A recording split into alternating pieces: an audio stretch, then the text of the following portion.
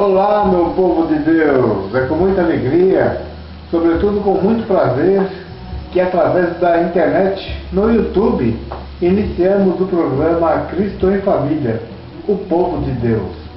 Em nome do Pai, do Filho e do Espírito Santo. Amém. Eu sou Cláudio Fernandes e hoje é quinta-feira, dia 23 de outubro de 2014. O tema do nosso programa hoje é o jovem atualmente. Nesse programa falaremos um pouco sobre os jovens no mundo atual e falaremos também um pouco sobre o sentido da vida.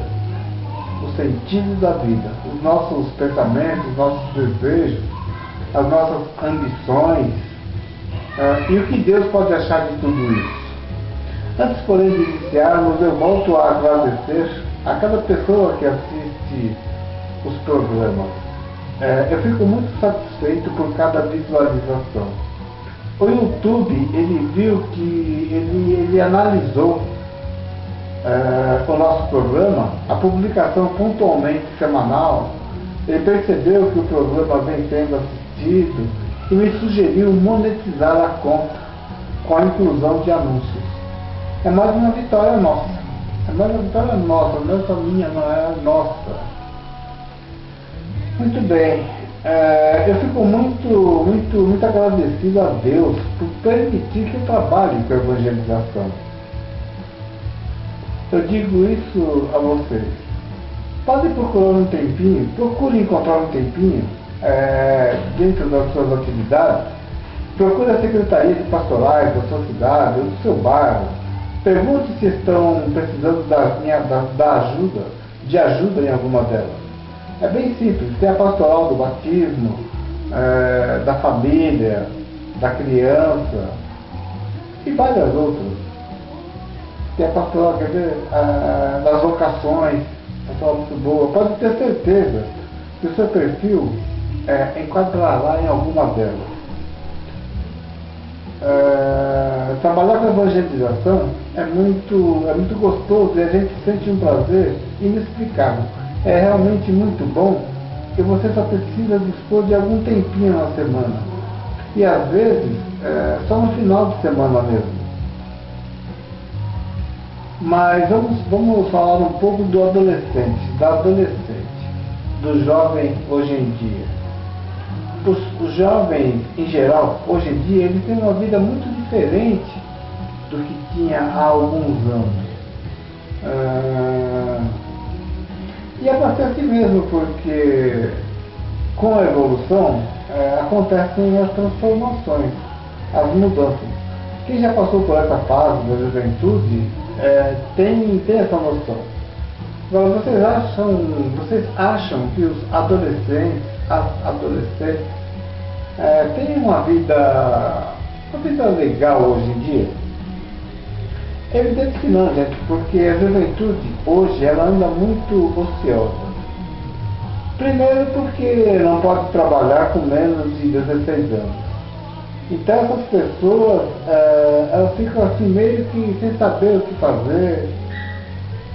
Alguns só se preocupam com a escola, e mesmo assim é muito diferente do que era antigamente. Outros não se preocupam nem com isso, e vivem completamente, absolutamente sem fazer nada. Ou seja, sem compromisso, vivem sem compromisso algum, e cabeça vazia, já viu. É dito que a juventude hoje, ela anda muito preocupada com o sexo. Por exemplo, jovens de 11 a 15, 16 anos preocupados com a perda da virgindade. É dito também que o jovem brasileiro é o que perde a virgindade com menos idade. Eu ouvi isso há algum tempo. Eu acho que é uma entrevista na televisão, não me recordo bem, e achei interessante passar isso a vocês. Agora eu digo, será que essas pessoas têm alguma noção do futuro? Será que essas pessoas têm uma preocupação com o futuro de suas vidas? A nossa juventude hoje ela está perdida. Parece que procurando por um caminho. A pessoa quando jovem precisa sonhar. Anos atrás, era comum perguntar a algum jovem ou a alguma jovem, ou até mesmo uma criança, o que você quer ser quando você crescer? Então vinham respostas as mais variadas, né? Piloto de avião, engenheiro, engenheira, médico, médica, professor, professora. As moças, era muito comum as crianças, as meninas, eram moças. O meu filho, por exemplo, até uns 9 ou 10 anos, mais ou menos, eu não me recordo muito, até uns 9 ou 10 anos ele queria ser tratorista. Tratorista. E lá se vão quase 20 anos.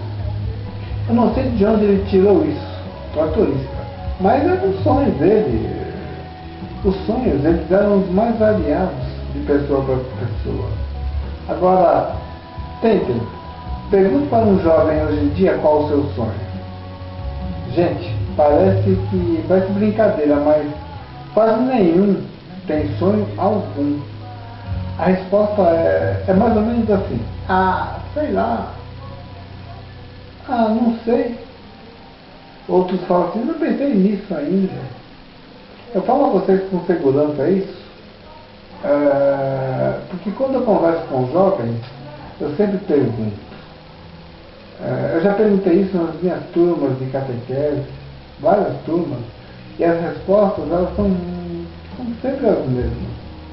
O jovem atualmente é uma pessoa desiludida, porque com 11, 12, 13, 15, 16 anos estão no comecinho da vida e eles não sabem, não têm noção do que querem fazer ainda. Olha, gente, toda regra ela tem a sua exceção. Eu estou dizendo isso de um modo geral, não é querer dizer que todo jovem, toda jovem tem esse pensamento, não, hein, pelo amor de Deus. Isso é mais ou menos para explicar a maioria das pessoas como tem esse tipo de pensamento. Eles não podem continuar a viver assim. Olha, eu até por ter sofrido AVC, eu frequentei muito, durante algum tempo, a saúde mental. Tanto lá em São Paulo quanto aqui em Minas, na cidade qual eu moro atualmente. A saúde mental ela é um departamento da saúde, do governo, onde são atendidas as pessoas que precisam de tratamentos com psicólogos, fonoaudiólogos, terapeutas, psiquiatras. Então, durante todo esse tempo, eu pude perceber a constante presença de jovens, e a maioria precisando passar por atendimento psicológico. Por que essa doença ataca tanto a turma jovem? Ela ataca também o adulto, mas por que começa isso no jovem? Olha, é porque o jovem ele está perdido. Essa turma está completamente desorientada.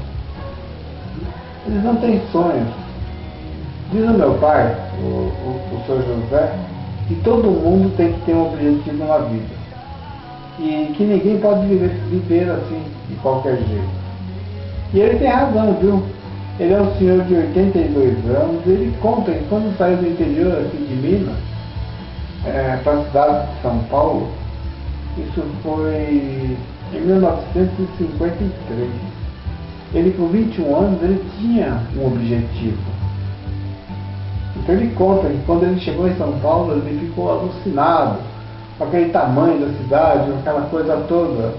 A cidade, quando ele saiu, a cidade era muito pequena, então ele chegou em São Paulo e ficou alucinado com o tamanho da cidade, quantidade de pessoas.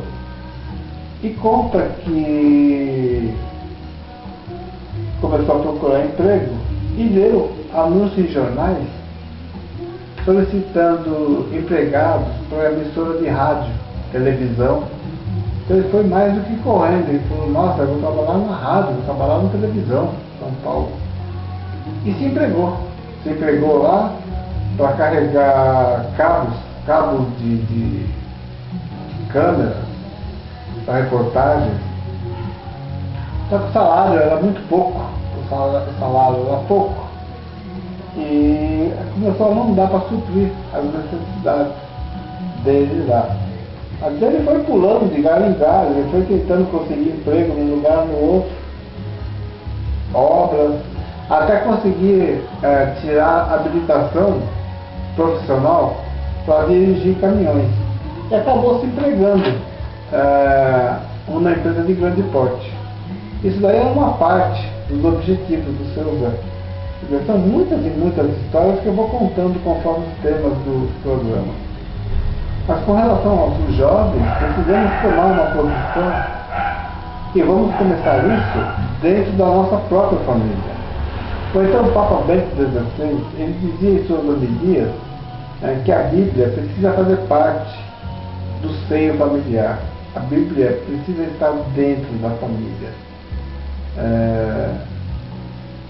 Porque somente com a família e o jovem, ambos evangelizados, poderão tirar o mundo, salvar o mundo de tanta crueldade. Esse é o pensamento do Papa, hoje Papa Emérito Bento XVI. Porque somente Deus tem o poder de restaurar. Somente Deus tem o poder de devolver a dignidade. Somente Deus tem esse poder. E Ele nos dá a felicidade. A verdadeira felicidade. Todos estamos correndo e correndo muito. Você mesmo está assistindo aí, deve estar com muita pressa, porque já deve ter 2 ou 3 ou 4 coisas para fazer logo em seguida. Na verdade, onde nós queremos chegar? O que queremos realmente? Será que o que queremos é o essencial? Será que essa correria é atrás do essencial? O que será que Jesus acha desse nosso modo de viver hoje em dia? No Evangelho de hoje, Jesus fala sobre essa questão, porque precisamos discernir, precisamos escolher e colocar em prática e observar. O Evangelho de hoje é do livro de Lucas. Rodrigo, tem que pegar meu Evangelho lá. O Evangelho hoje é do livro de Lucas, capítulo 12, versículos de 49 a 53. Vocês me dão 5 segundos que eu vou só buscar o Evangelho aqui.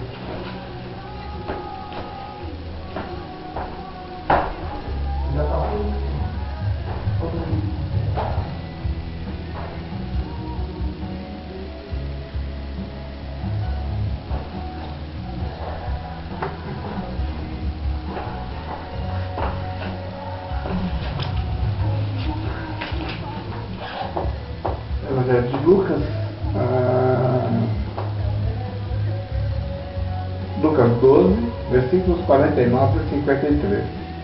Naquele tempo, disse Jesus aos seus discípulos: Eu vim para lançar fogo sobre a terra, e como gostaria que já estivesse aceso. Devo receber um batismo, e como estou ansioso até que isso se cumpra. Vós pensais que eu vim trazer a paz sobre a terra? Pelo contrário, eu vos digo, vim trazer a divisão, pois daqui em diante, numa família de 5 pessoas, 3 ficarão divididas contra 2, e 2 contra 3. Ficarão divididos o pai contra o filho contra o pai, a mãe contra a filha e a filha contra a mãe, a sogra contra a nora e a nora contra a sogra. Palavra da salvação. Glória a vós, Senhor. Façamos uma breve, bem breve reflexão, até para entendermos que a missão de Jesus, desde o seu batismo até a sua morte na cruz, ela foi para anunciar e tornar presente o reino de Deus. Isso entra em choque com aquele sistema que dominava o povo naquela época. Por isso, é preciso tomar uma decisão diante de Jesus. E isso provoca divisões, até mesmo dentro do círculo do relacionamento familiar. Quando Jesus fala essas coisas, ele quer nos mostrar que dentro de uma família, principalmente dentro da família, deve haver um consenso. Ou seja, todos devem estar unidos embaixo do ensinamento de Jesus, do pensamento de Jesus, principalmente na fé em Deus. Porque se não estiverem dotados assim da mesma espiritualidade, haverá divisões. No projeto de Jesus, que ele tem para a humanidade, não existe a arbitrariedade, não existe a opressão, não existe aquele um aproveitar do outro. No projeto de Jesus para a humanidade, a base é a do amor, da solidariedade, da reciprocidade e tudo que for relacionado a amor. Quem quiser estar com Jesus tem que estar também com as suas atitudes. Por exemplo, vou falar só uma: perseverança. Quer ver? Olha só. Terminou no último sábado, dia 18 do 10, o Sínodo dos Bispos de 2014, realizado lá no Vaticano. Depois de 2 semanas reunidos para encontrarem soluções para a família, que é o projeto de Deus para a humanidade, os bispos do mundo inteiro procuram soluções para trazerem as famílias para perto dos ensinamentos de Jesus.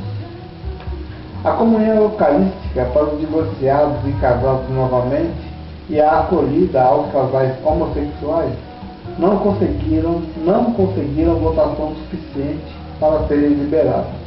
Mas em outubro de 2015 acontecerá um sínodo extraordinário onde esses assuntos estarão em pauta para serem finalizados.